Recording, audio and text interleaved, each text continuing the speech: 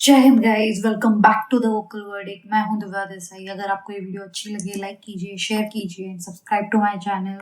आज हम लोग देख रहे हमारे प्रधानमंत्री जी जो कुवैत गए हुए थे, वहाँ पे जो भी उनके साथ बायलैटरल टाइज हुए हैं, जो भी रिलेशन पे इंडिया और कुवैत के ट्रेड के रिलेशन उस पे बात हुई है, उसके बारे में एक मेजर साहब की वीडियो वो देखेंगे। एंड मैं कुछ पढ़ रही थी उस टाइम पे, वो आर्टिकल में वो दिखा रहे थे कि वहाँ पे महाभारत और रामायण को अरेबिक में ट्रांसलेट किया जा रहा है।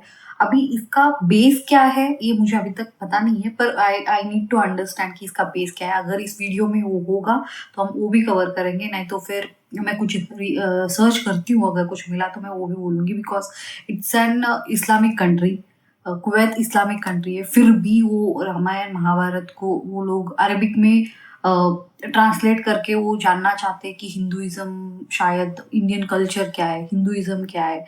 तो may be what I am understanding from this, तो शायद इसकी वजह से हो रहा है। Let's first watch the video and then end में हम लोग इसके बारे में बात करेंगे। So let's start the video first.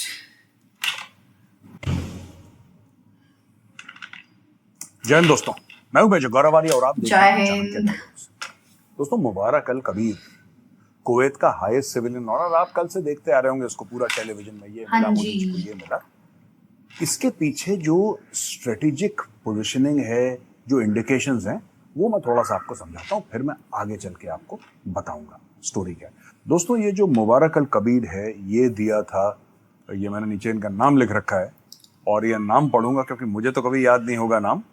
PM Modi was conferred Kuwait's highest honor, the Mubarak Al Kabir order, by the Emir of Kuwait, Sheikh Mashal Al Ahmad Al Jabbar Al Sabah. इसके नाम में इतने अल हैं कि भाई ये शेख ही हो सकता है, हैं? शेख मशाल अल अहमद अल जबार अल सबाह, ये अमीर ऑफ कुवैत है। इसने मुबारक अल कबीर ऑर्डर दिया है मोदी जी को। इसके पहले किंग चार्ल्स को मिल रखा है ये मुबारक अल कबीर ऑर्डर। इसके पहले बिल क्लिंटन को मिल रखा है, उस लेवल के लोगों को मिला है। अच्छा, ये क्या करना चाहता है? कुवैत जो है, हमारी ऐसी कोई ट्रेड भी नहीं है कुवैत के साथ। 8-10 बिलियन की होगी, दाएं बाएं कुछ इन्वेस्टमेंट होगी ऐसी। हमारी वैसी ट्रेड नहीं है जैसे यूएई के साथ है, वैसी ट्रेड नहीं है जैसे चाइना के साथ है या अमेरिका के साथ है। कुवैत क्यों इतना ऑनर कर रहा है, इतनी इज्जत क्यों दे रहा है? बात क्या है दोस्तों? ऐसा है कि भारत, सब जानते हैं, उभरती इकोनॉमी है। पाकिस्तानी अक्सर ये पूछते हैं कि मुस्लिम ममालिक भारत में पैसा क्यों इन्वेस्ट करते हैं, पाकिस्तान में क्यों नहीं करते। और पाकिस्तानी ये भी कहते हैं कि यार वो तो मुसलमान मुल्क है, उसको पहली प्रायोरिटी पाकिस्तान को देनी चाहिए, भारत मुस्लिम मुल्क नहीं है। देखिए, मैं पाकिस्तानियों को ये बताना चाहता हूँ, सॉरी मैं यहाँ पे कट कर रही हूँ।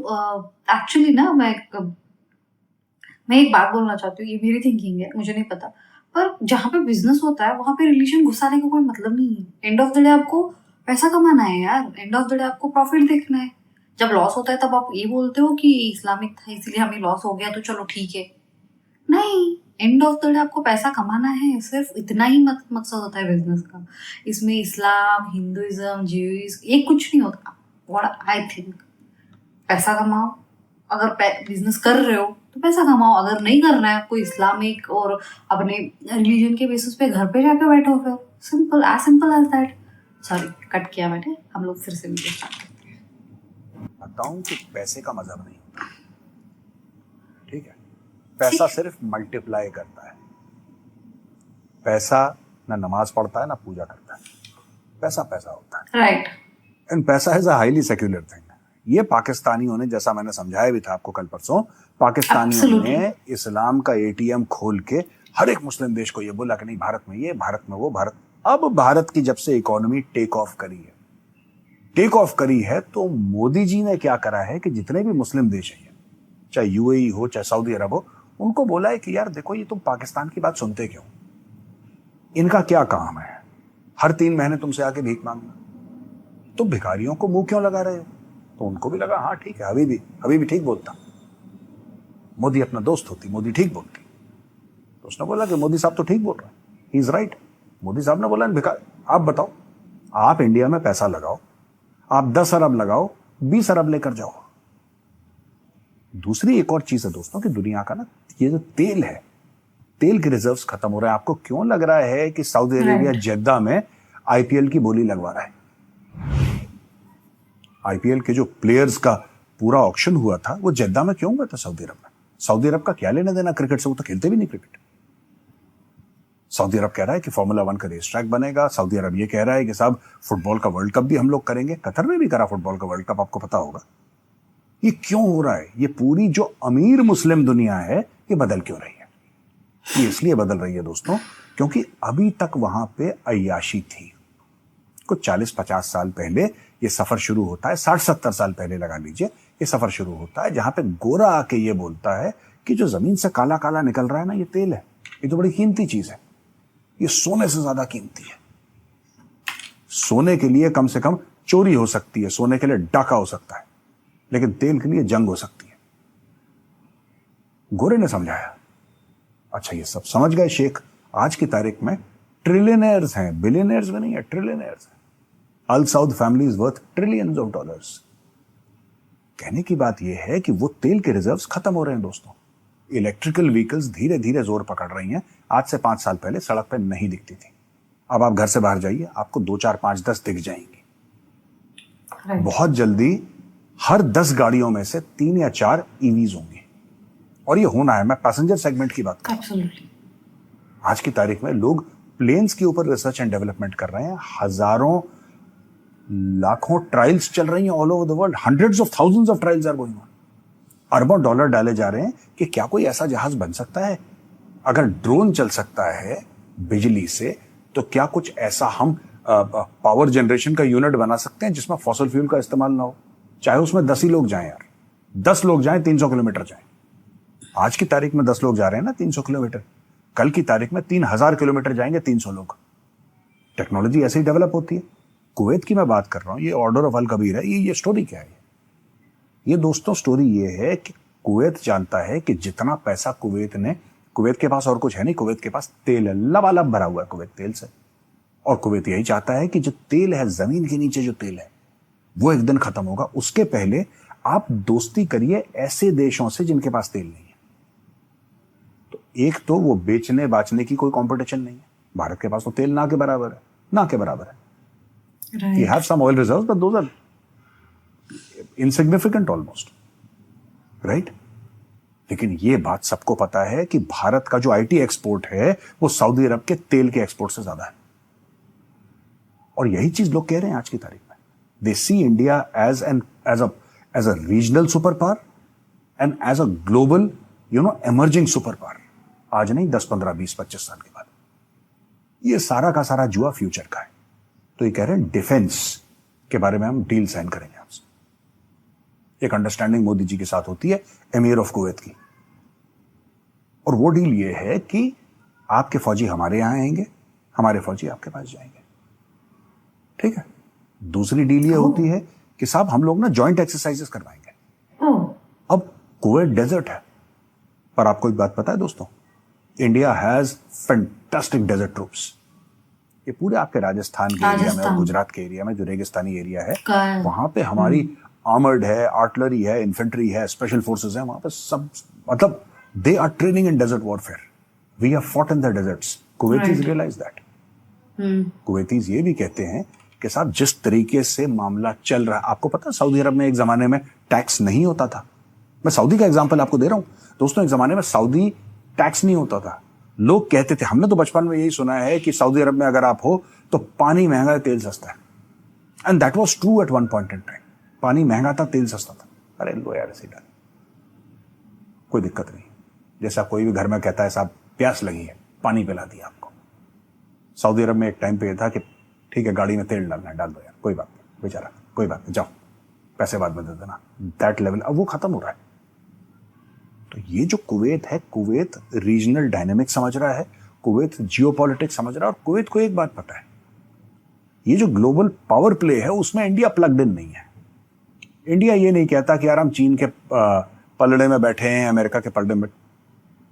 India says that we are another pole of the world, right? वासुदेव कुटुंबकम की मोदी जी बात करते हैं। मोदी ने जाते, मैं आपको अक्सर बात यही बात बोलता हूँ ना, मोदी जी जाते ही फिनटेक की बात करते हैं। आप कभी भी देखना मोदी जी का ना, 2-3 उनके पेट चीजें हैं जो मोदी जी को करनी ही करनी है। वो पापुआ न्यू गिनी जाए, वो यूनाइटेड स्टेट्स ऑफ अमेरिका जाए, डज नॉट मैटर।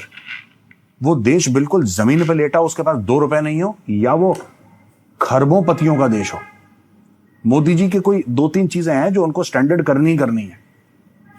उनको फिनटेक के बारे में बात करनी ही करनी है, और यही बात मोदी जी ने यहां पे करी। सीधा यूपीआई, उन्होंने कुवैत को लगा दिया इस काम पे, यूपीआई।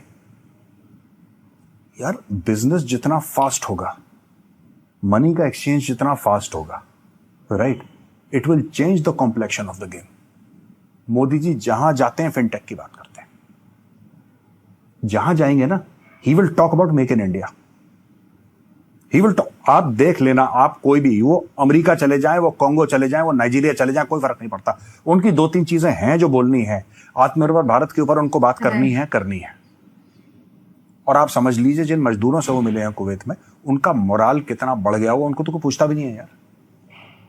मजदूरों को तो कंटेनरों में एसी वेसी लगे, उस कंटेनरों में रहते हैं, उनकी जिंदगी वहीं पे खप जाती है, पैसा मोटा मिलता है, लेकिन वो कम खाते हैं, भेजते वापस ज्यादा है। उन्होंने कभी सपने में सोचा था कि भारत का प्रधानमंत्री उनके साथ आके बैठ के रोटी खाएगा, बोलेगा हाँ बताओ क्या है यार, मुझे भी खाना खिलाओ। ये जो लिंक है ना, ये this is very very important. ये इसमें एक तो इमोशनल बॉन्डिंग है, ये जियोपॉलिटिक्स भी है। दिस इज नॉट, ये राजनीति नहीं है, ये भू राजनीति है। अब दोस्तों जो कुवैत और भारत की रिलेशनशिप है, इसको स्ट्रेटेजिक पार्टनरशिप पहले थी, ट्रेड पहले थी, बढ़िया डिप्लोमेसी थी आपस में, लोग आना जाना ये सब था, लेकिन इस रिलेशनशिप को एलिवेट कर दिया है टू अ स्ट्रेटेजिक पार्टनरशिप। अब बात हो रही है सिक्योरिटी की, अब बात हो रही है डिफेंस की, अब बात हो रही है फिनटेक की, अब बात हो रही है फार्मास्यूटिकल्स की, ये सब बातें हो रही हैं। जेनेरिक ड्रग्स का India one of the biggest manufacturers in the world है, biggest supplier in the world है as far as generic drugs are concerned. Kuwait में अब इंडियन मेडिसिन जाएंगी। कुवैत मैन्युफैक्चर तो कुछ नहीं करता, लगभग फूड, फ्रोजन फूड के कंटेनर्स। अब बताओ आपको क्या चाहिए, इंडिया में सब कुछ है। तो देखिए, आप कभी भी देखते हैं यहाँ पे ना, हमारे यहाँ, मैं बार बार एक बात कहता हूँ दोस्तों, यहाँ पे ना लोग पता नहीं क्यों बुरा मान जाते हैं इस चीज को। इनको ऐसा लगता है कि कोई भी देश का प्रधानमंत्री जाए और वहां पे जाके चुपचाप 4 बातें बोले और वापस आ जाए, लोग बोले यार, ऐसा नहीं होता। आपने कभी यूएस प्रेसिडेंट को देखा? यूएस प्रेसिडेंट को आप चाहते हैं ना, यूएस प्रेसिडेंट को इन्वाइट करना है इंडिया, अगर आप चाहते हैं, आप सिंपली बोलिए कि हमें 2 स्क्वाड्रन खरीदने हैं F-15 ईगल के। आप ये अनाउंसमेंट कर दीजिए, बस आप ये अनाउंसमेंट कर दीजिए, आज अनाउंसमेंट कर दीजिए आप कि India is planning to buy 2/3 squadrons of F-15 eagles from the United States of America. एक स्क्वाड्रन में तकरीबन 18 जहाज, भारत 3 स्क्वाड्रन खरीद रहा है। इतने अरब डॉलर का गेम है। 26 जनवरी का चीफ गेस्ट बन के आएगा डोनाल्ड ट्रंप। 20 तारीख को शपथ ग्रहण करेगा, 25 जनवरी की रात को भारत में होगा वो। 26 जनवरी की परेड में घोड़ों के बीच में खड़ा होगा। This is the power of money. दुनिया भर के, आपको क्या लगता है फ्रांस का प्रेसिडेंट भारत क्यों आता है? हाँ, दोस्त है, पुराने दोस्त हैं, सब ठीक है। जब इंडिया ये कहता है ना, मैं 36 रफेल चाहिए, दुनिया आती है। सारे के सारे हेड ऑफ स्टेट मार्केटिंग करते हैं। आप अमेरिका ले लो, आप जर्मनी ले लो, आप फ्रांस ले लो, आप इटली ले लो, आप कुछ ले लो, आप कुछ किसी भी देश को, लोग कहते हैं, क्योंकि देखिए बात ये होती है कि जब आप अमेरिकन जहाज खरीदेंगे तो अमेरिका में जॉब्स होंगे। सबको अपनी कॉन्स्टिट्यूंसी प्यारी है, सबको इकोनॉमी प्यारी है। बिल क्लिंटन ने बहुत पहले बोला था, इसलिए इकोनॉमी स्टूपिड, ये बोला था बिल क्लिंटन ने, और आज उसी के वर्ड्स बोला किसी प्रोफेसर ने था, उसने पैराफ्रेज करा था बिल क्लिंटन ने कि is the economy stupid. Modi ji की वहां पे जाके क्राउन प्रिंस से मुलाकात होती है और मोदी जी कहते हैं कि आप भारत आइए और भारत में इन्वेस्टमेंट अपॉर्चुनिटीज देखिए। एनर्जी हो, डिफेंस हो, मेडिकल डिवाइसेस हो, फार्मा हो, आप आइए इन्वेस्ट करिए। जॉइंट वर्किंग ग्रुप्स बना रखे। अब जॉइंट वर्किंग ग्रुप बन गया। अब उन ग्रुप्स का यही काम है कि किस तरीके से जो कुवैती है पैसा, उसको भारत में कैसे लाया जाए। तो धीरे धीरे धीरे कल्चर, अब देखना ये लोग बॉलीवुड में इन्वेस्ट करेंगे, मैं आपको बता रहा हूं। वहां पे जाके डॉक्टर जयशंकर ने ये क्या नहीं बोला होगा कुवैतियों को कि क्या आपको ये बात पता है, सऊदी अरब के प्रिंस मोहम्मद बिन सलमान जो आपसे ज़्यादा दूर नहीं है, वो भी अरब है, उन्होंने आईपीएल में इतना इन्वेस्ट करा है। आपको पता है आईपीएल के प्लेयर्स की जो जो ऑक्शन हुआ था वो जेद्दा में हुआ था। क्या आपको ये नहीं लगता कि कुवैत को भी आईपीएल में जाना चाहिए? हमारी इतने बिलियन डॉलर्स की मूवी इंडस्ट्री है, क्या कुवैत को उसमें इन्वेस्ट नहीं करना चाहिए? ये सारी की सारी चीज़ें दोस्तों, इनके बारे में बातें हुई होंगी। मैं बता रहा हूँ, कुछ बातें सामने आई हैं। जब कल्चर की बात करते हैं तो कल्चर के क्या, वो ऐसा थोड़ा ना कि हम उनको यहाँ पे बोल रहे हैं कि आप हमारे ट्रेडिशनल डांस और सॉन्ग सीखिए। नहीं, they will invest here, they will invest here. इसलिए मोदी जी कहते हैं this visit is very important. अच्छा, ये वैसी विजिट नहीं है कि यहाँ पे इतने जहाज खरीद लिए और इतने ये खरीद लिए, नहीं।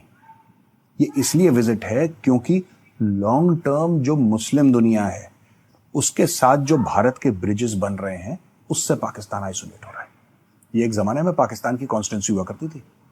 ये Kuwait, Saudi Arabia, Indonesia, Malaysia, Kashmir के बारे में कुछ बयान दीजिए आप, तो ये लोग देते थे बयान कि भारत बहुत कर रहा है, गलत कर रहा है वहां पे ना, वैली में बहुत गलत कर रहा है भारत, और भारत में माइनॉरिटीज के खिलाफ ये हो रहा है, आप बोलिए मुसलमानों के खिलाफ ये हो रहा है, तो ये सब बोलते थे।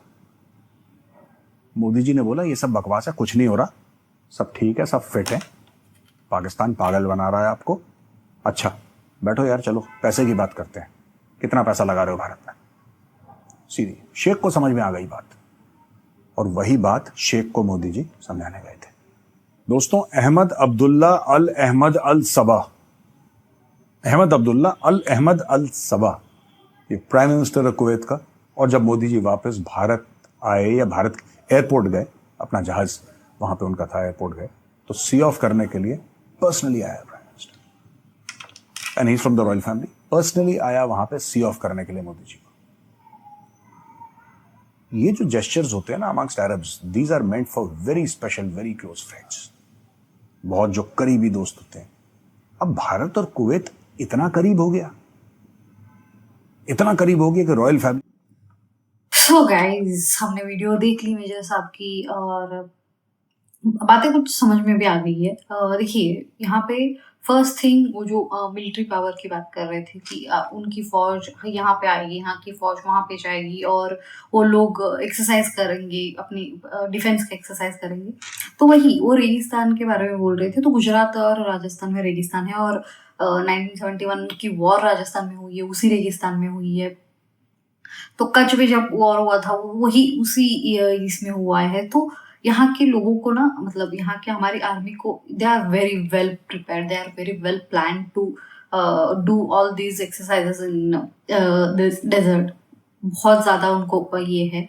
सो इसीलिए वो एक हो गया। दूसरी चीज़ स्ट्रेटजी, जो भी इन्वेस्टमेंट वो बोल रहे हैं कि यहाँ पे आके इन्वेस्टमेंट करो, इसीलिए बोल रहे हैं क्योंकि पता है उनको भी, कुवैत को भी पता है कि यहाँ पे डालेंगे तो वो फायदा ही लेंगी, नुकसान नहीं होगा। और तीसरी चीज, जहाँ पे वो लोग लेबर को मिलने गए थे, that shows a soft power of India. जैसे मेजर साहब ने भी बोला, उनका मोरल जो होगा वो बूस्ट होगा। उनको मतलब 43 ईयर्स के बाद किसी पीएम विजिट कर रहे हैं वहाँ पे कुवैत में, तो ऑब्वियसली उनको एक ये वो सिक्योरिटी सेफ फील होगी कि अगर यहाँ पे कुछ भी वैसे भी कुवैत और जितने भी वो अरब कंट्री है, उन्होंने बोला है कि वो जो इंडिया के जो लोग हैं उनकी सेफ्टी हमारे रिस्पॉन्सिबिलिटी है।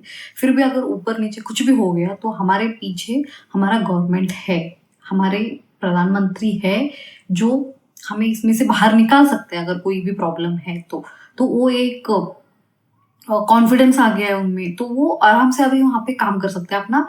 जहाँ वो 100% दे रहे थे, अभी वो 200% दे सकते हैं। So all these things are included. Cultural चीज़ें मतलब ये नहीं है कि वो आके हिंदुइज्म में ही हो जाए, नहीं। वो ये है कि वो यहाँ पे आके इन्वेस्ट करे, वो यहाँ पे आके अगर इन्वेस्ट भी करेंगे तो ऑब्वियसली उनका फायदा है, क्योंकि उनको वापस मिलेगा वो। अब जैसे सऊदी को पता चल रहा है कि अभी तेल का ज़माना ख़त्म हो रहा है, मतलब वो तो नेचुरल रिसोर्स है ना, वो नेचुरल रिसोर्स एक ना एक दिन तो ख़त्म कम होते जाएगा। तो उसके बाद इनका कैसा चलेगा, क्योंकि ये लोग जिस हिसाब से ये लोग अपनी अय्याशियाँ करते हैं, उसके लिए पैसा चाहिए, और इनको आदत लग गई है। जब लत लग जाती है तो फिर कुछ होगा नहीं। तो फिर उसी के लिए ये लोग ऑल्टरनेटिव्स ढूंढ रहे हैं, जैसे आईपीएल, फुटबॉल लीग, और बॉलीवुड के जो भी चीज़ें होती है वो वहाँ पे करवाना, वो सारे इवेंट्स ऑर्गेनाइज करना, ये सब चीज़ें वहाँ पे चल रही है। सो अब फिर आगे देखने में इंटरेस्टिंग होगा कि और क्या क्या होंगे, बिकॉज इस्लामिक कंट्रीज के साथ जो रिश्ते मजबूत हो रहे हैं, आई गेस आगे भी कुछ ना कुछ हमें इसमें इंसाइट्स मिलेंगे। जैसे जैसे हमें अपडेट्स मिलेंगे मैं आप यहाँ पे वीडियो पे रिएक्शन दूंगी और अपनी ओपिनियन भी आपके साथ शेयर करूंगी। आप बताइए आपको ये वीडियो कैसी लगी। अगर आपको ये वीडियो अच्छी लगी हो तो आप प्लीज़ लाइक कीजिए, शेयर कीजिए एंड कमेंट बॉक्स में अपने राय बताइएगा और सब्सक्राइब टू माय चैनल। जय हिंद, वंदे मातरम।